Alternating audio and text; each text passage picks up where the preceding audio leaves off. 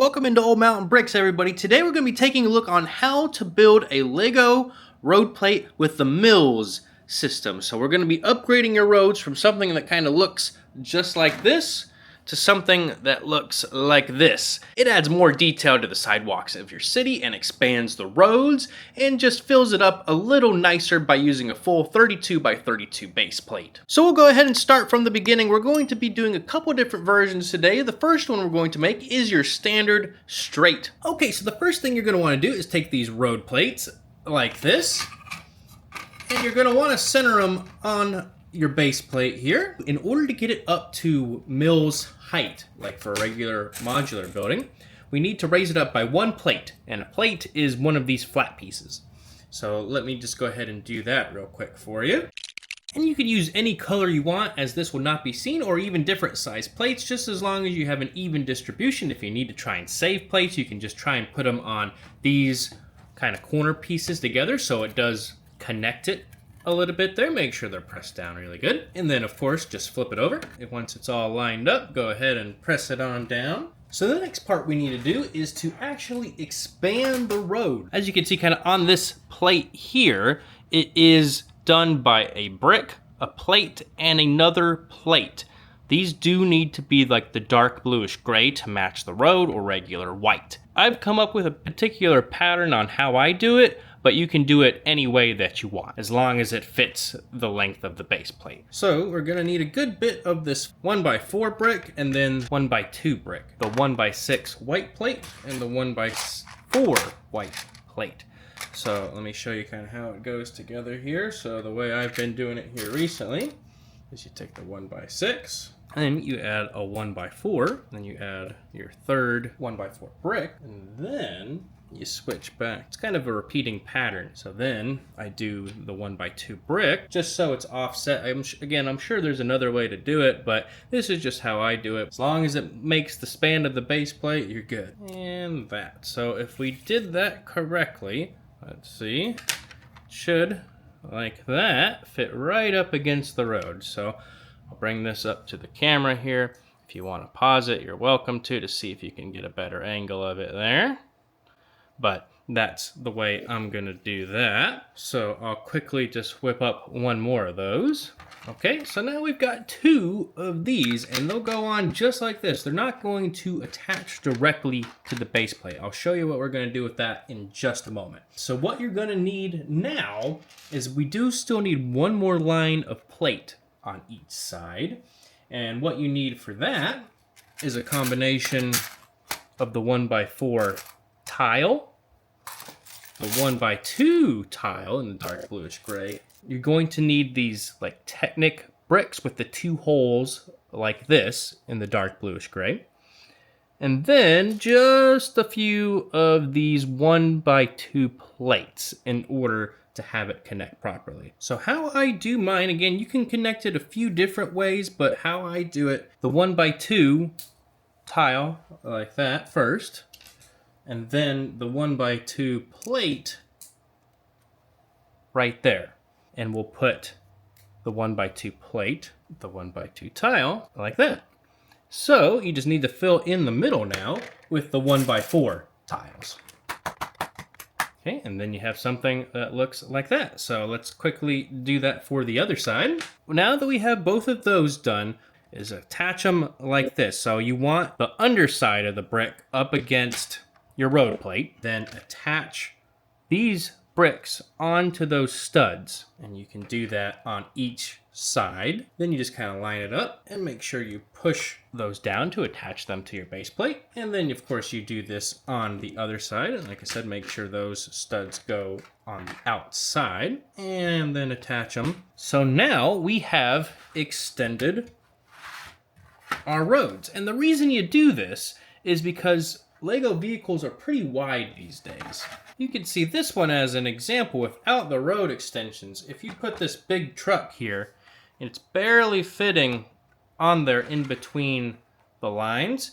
And if you put another car on the other side like this, I mean, there's hardly any room between them, and it just doesn't look natural. Especially now, these are 6 studs. A lot of like the Speed Champions are 8 studs wide, which are even bigger, which is why you want the roads to be bigger if we place it down now, how much room between the vehicles there is, with even a little bit more if you need to. So it just adds more realism to your city, and so your cars aren't running into each other.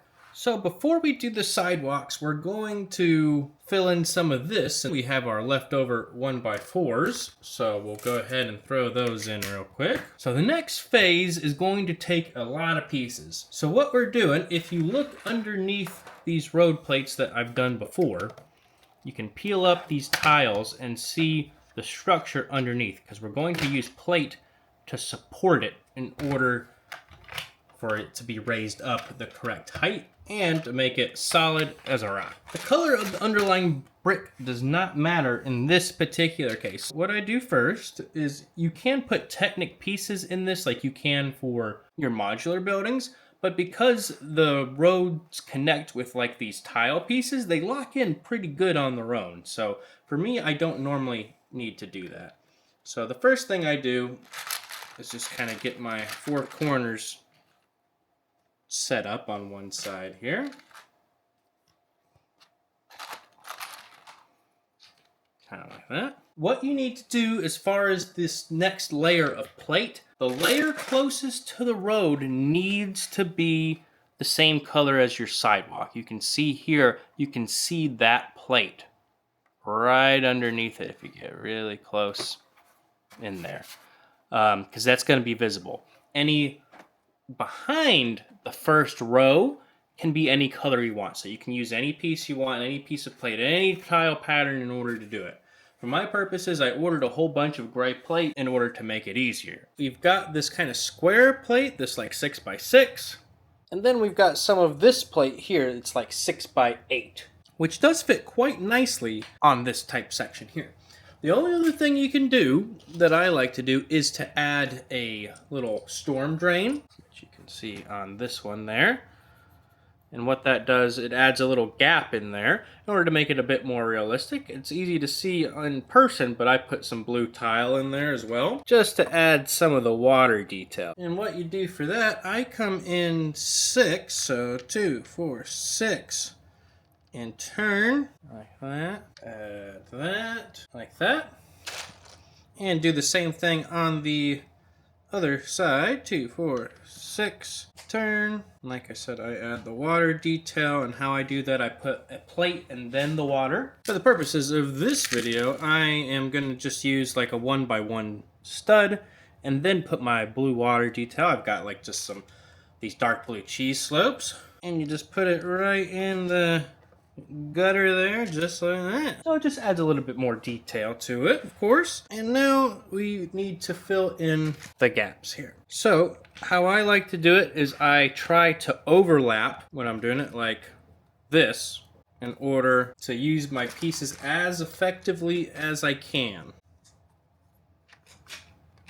Make sure you squish it down real good. And now when you go to put the next one on, you just kind of do this same thing here.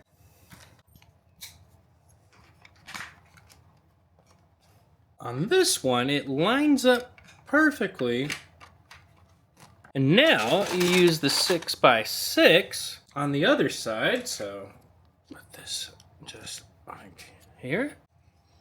So that'll kind of come along like this. Underneath here, if you do like the grill element, the plate you use underneath the grill needs to be like a neutral color, otherwise it's going to show through. Then I use 2x3 and then a 2x2.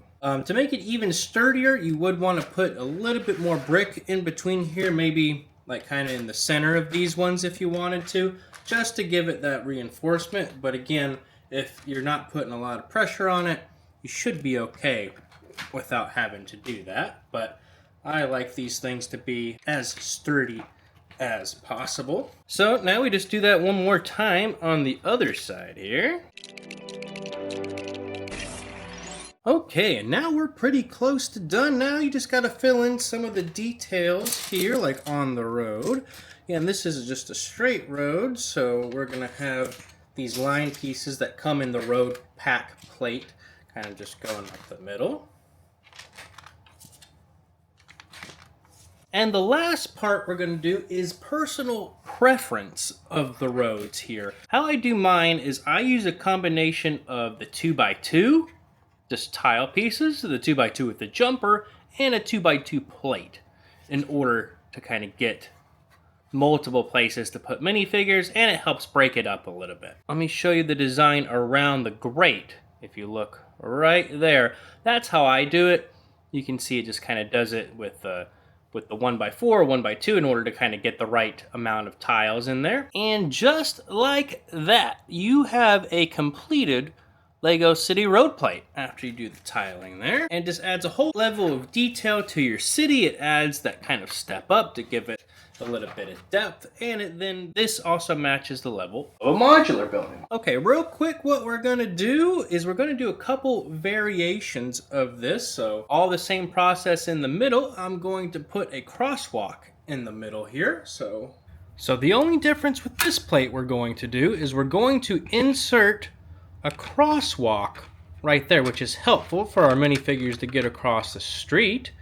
The only other part you need for this one is this special plate here I ordered off the Pick-a-Brick on Lego.com in order to get a blank one of these, in order to fill in the extra space in between there. So I'll briefly do this one on a time lapse, but overall, same sort of technique.